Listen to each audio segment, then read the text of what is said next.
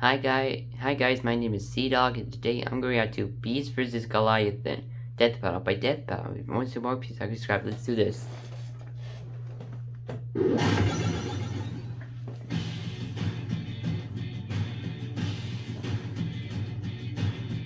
Some of the greatest heroes of all are shunned by the very people they continue to protect. Winning the worst deal. Like Beast, the genius of the X-Men, and Goliath, in the face of the stone. He's wizard on boomstick, and it's our job to analyze their weapons, armor, and skills to find out who will win a death battle. Mutation, the key to evolution. The process is slow, normally taking thousands of years, but every few hundred millennia, evolution leaps forward. If that means we're all eventually gonna transform into blue hairy monkey men, count me out. Feared by most normal people, mutants generally begin to show signs of their uniqueness around puberty. Not so for Hank McCoy. Yeah, the instant he popped out, it was pretty clear that something was different about him. Namely the giant monkey hands and feet. That must have been rough on the way out. He better give dear old mom double the presents on Mother's Day. Though Hank successfully hid his mutation from the world throughout his adolescent life, he was eventually discovered and shunned. Constantly harassed and eventually kicked out of his own school, he was left to wallow in loneliness. Until good old Wheels showed up and offered him a place on the mutant group known as the X-Men. Hank took on the nickname that was previously used to degrade him and transformed it into something new. His codename, the Beast.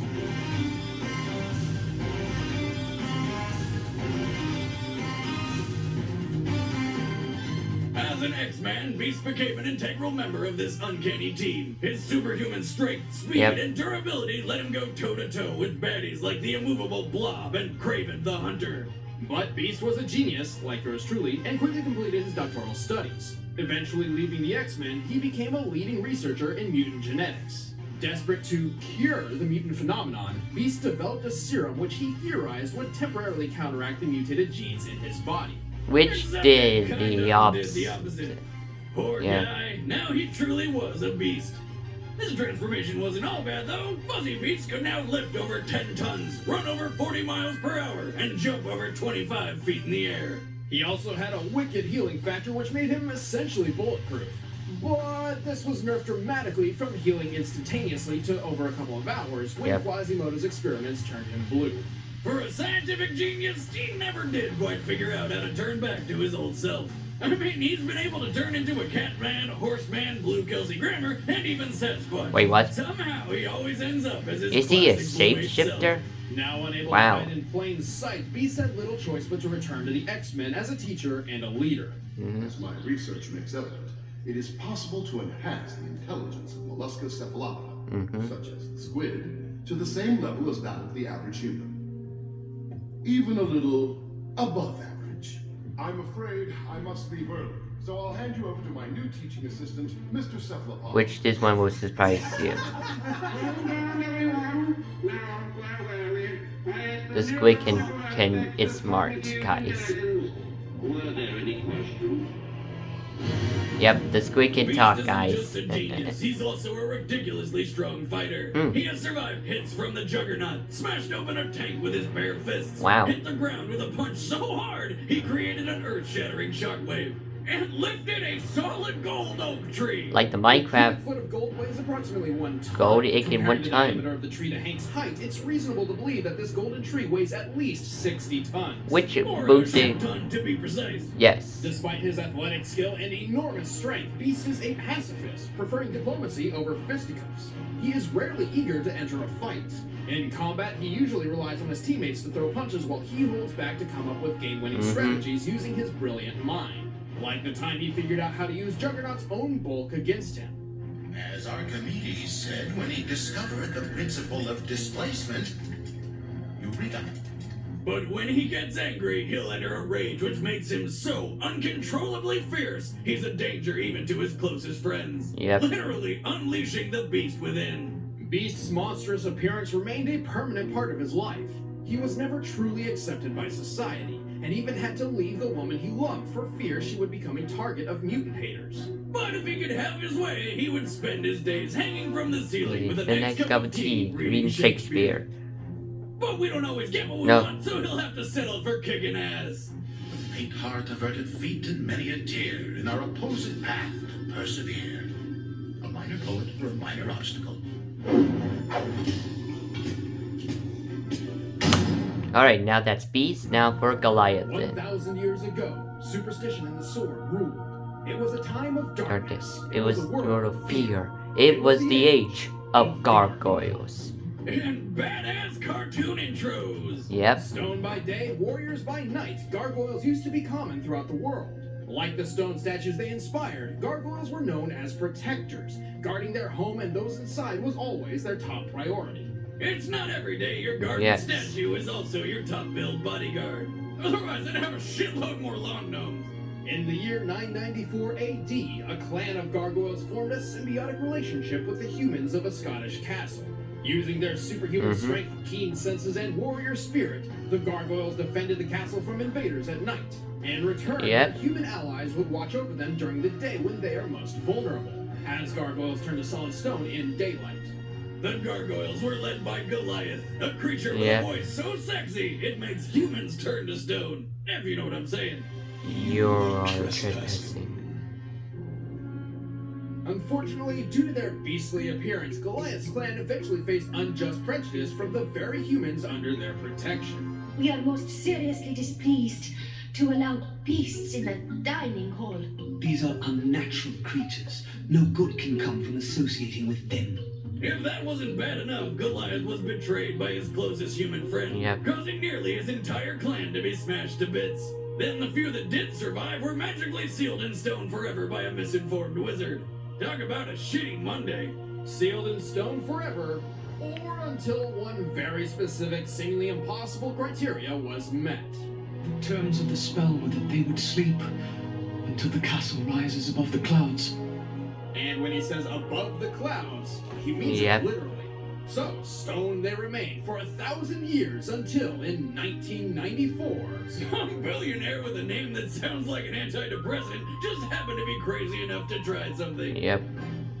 Xanatos moved every last stone of the ancient castle to the top of his New York skyscraper, which happened to poke above the clouds. The cost of which must have been astronomical. Don't disappoint me. We won't.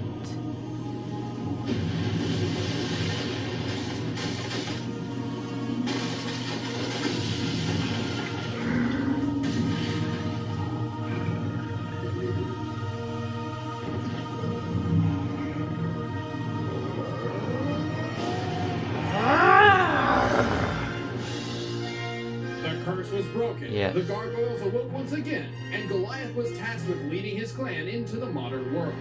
Despite being completely out of his element, Goliath adapted surprisingly fast. You mean he was texting and watching cat videos? No, no, boomstick. That was 90s. Oh, so he wore crazy colored clothing and used nonsensical description words like bodacious, red, or jalapeno. Jalapeno. Jalapeno. Jalapeno. Jalapeno. Yes, a word for a spicy, icy thing. As in their catchword, jalapeno. Yes, that's their catchphrase. Dang it. Turns out Goliath was naturally suited to traverse the broad expanse of the city with his enormous wings. Though to be clear, Goliath insists that he can't fly, only glide on the wind. Which I insist is bullshit. What else would you call what's happening right here other than friggin' flying? Regardless of wind direction and speed, it seems Goliath has no trouble gliding wherever he wants to go. He only has issue taking off from the ground, requiring an elevated point to start from. Good thing he can scale giant skyscrapers from ground level without breaking a sweat. Goliath is strong enough to lift a car, create a small earthquake, and tear through steel with his bare claws. Like it was wet paper. He's fast enough to keep pace with foes who use rocket-powered flight, and he's tough enough to survive a fall over 100 feet. He was even able to keep gliding after being shot by a Nazi plane's machine gun while fighting in World War II. He traveled through time. Yeah, it was weird. Goliath may look like a brutal monster, and he certainly can be when he goes into a rage. However, he's actually rather clever and wise. He was able to outsmart Oberon, who is practically an all-powerful magical god. And when Goliath's not leading his clan into battle or struggling to have a relationship with a human detective, Boundaries! Boundaries! he's usually holed up in his castle's library, reading. Wise and powerful, Goliath is a true force of nature. For 12 hours of the day. Right, the other 12, he's a motionless stone statue, making him a pretty easy target. Even when he's awake, Goliath often puts himself in danger for the sake of others, regardless of the risk. Hey, he's managed to survive for over 1,000 years, and believe me when I say, you do not want to be on this gargoyle's bad side. Nope. My name is Goliath, and I belong to no one. Stop whining. A gargoyle doesn't whine. He roars!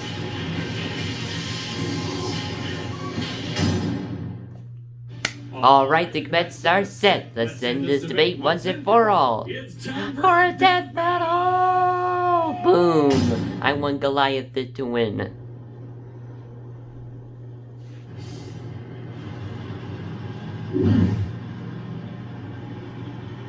We see Beast.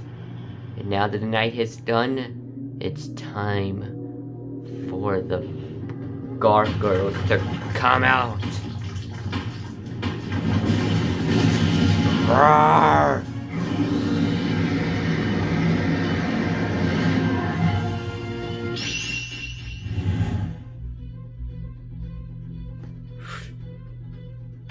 Fight!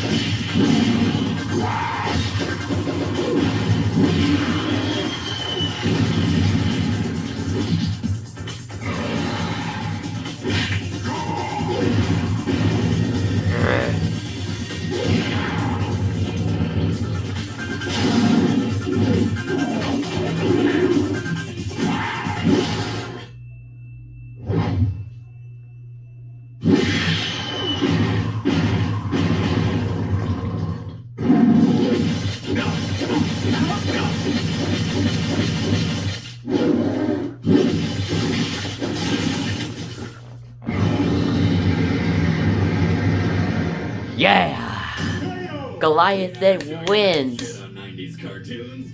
Beast and Goliath were pretty even in terms of strength and speed, making this more so a battle of wit and experience. Beast was always more of a team player, preferring not to fight directly unless absolutely necessary. And since Goliath spent decades defending his ancient castle at New York from Vikings, thugs, magic beings, and ghosts, his combat experience trumped Beast's. Also, be careful not to misinterpret Beast's golden tree feat. While it might sound far more impressive than anything Goliath has done, Beast did not actually lift the whole 60-plus ton tree off the ground. It's nothing surpassing his usual feats. Hey, one time Goliath got nailed in the back by an anti-aircraft round. That's right, Goliath got shot by a gun designed to destroy airplanes, got back up and dropped a radio tower on the fools that tried it. And Beast didn't wait until sunrise for an advantage for two reasons.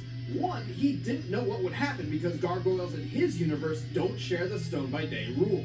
And second, Beast isn't tough enough to stand against Goliath for 12 hours straight.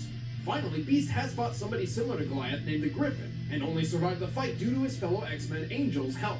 In the end, Beast It just didn't didn't have the heart to keep up with the gargoyle. The winner is Goliath. Next time on Death Battle.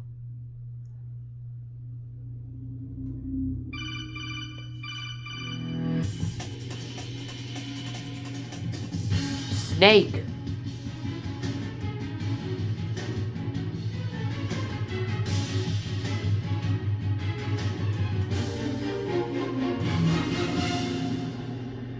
It's showtime. It's showtime.